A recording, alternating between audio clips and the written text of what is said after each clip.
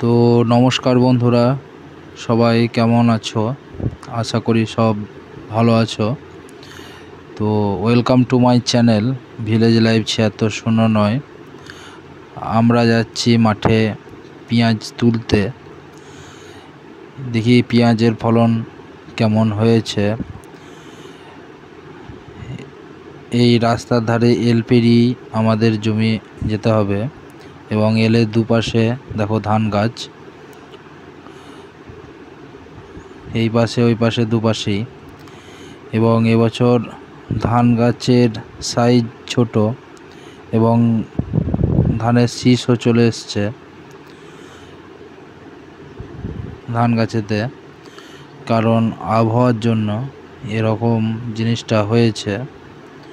তোমরা ভিডিওর মাধ্যমে দেখতে পাবে। এই দেখো ধানের শীষ চলে এসছে।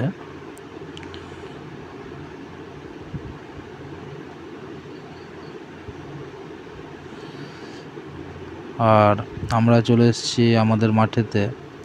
আলু তোলার পর বাবা তিল বীজ ছড়িয়েছিল। দেখো সেই ছোট ছোট তিল গাছের চারা বেরিয়েছে। এই যে এটা দিয়ে আলু লাগানো হয়েছিল, তার পাশে এইটুকু জায়গাতে পেঁয়াজ অলরেডি ওই সাইডটা আগের দিন তোলা হয়েছে। ঘরে গিয়ে দেখাবো ওইটুকুতে কতগুলো পেঁয়াজ রাখা হয়েছে তার আগের দিন। তো এখন বাকিটা তোলা হবে।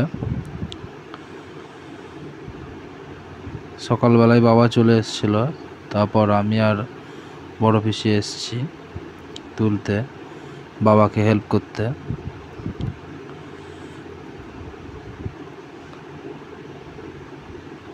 এই যে তোলা হয়েছে পেঁয়াজ। দেখো পেঁয়াজের সাইজ মোটামুটি ঠিকই আছে। তো আর এত ঘাসের মধ্যেখানে পেঁয়াজগুলো তুলতে খুবই অসুবিধা হচ্ছিল এবং অনেক পেঁয়াজ রয়ে যাচ্ছিল। তাই বড় পিসি, অর্থাৎ বর্দিমা বলি বড় পিসিকে, সে আগে ঘাসগুলোকে উঁকুড়ছিল, তারপর আমি তার মধ্য থেকে পেঁয়াজ তুলছিলাম।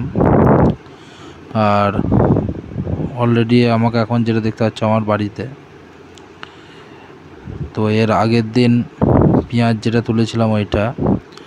আর আছে রসুন সাদা মতন যেটা দেখলে। আর এই যে এখানে কিছু পেঁয়াজ রাখা হয়েছে।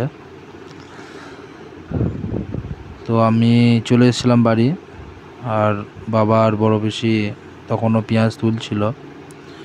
যা প্রচণ্ড গরম, থাকতে পারিনি অতক্ষণ ধরে। তো এখন অলরেডি সব পেঁয়াজ চলে এসছে। বাবা এবং আমার ছোট পিসি সব পেঁয়াজ থেকে পেঁয়াজ গাছ এবং যে মূল, সেগুলো বুটি দিয়ে কেটে আলাদা করে দিচ্ছে। কারণ পেঁয়াজটা অনেক দিন লাস্টিং করবে, সেই জন্যই, শুকিয়ে যাবে না। তো চলো আমরা বসে বসে পেঁয়াজ কাটা দেখি।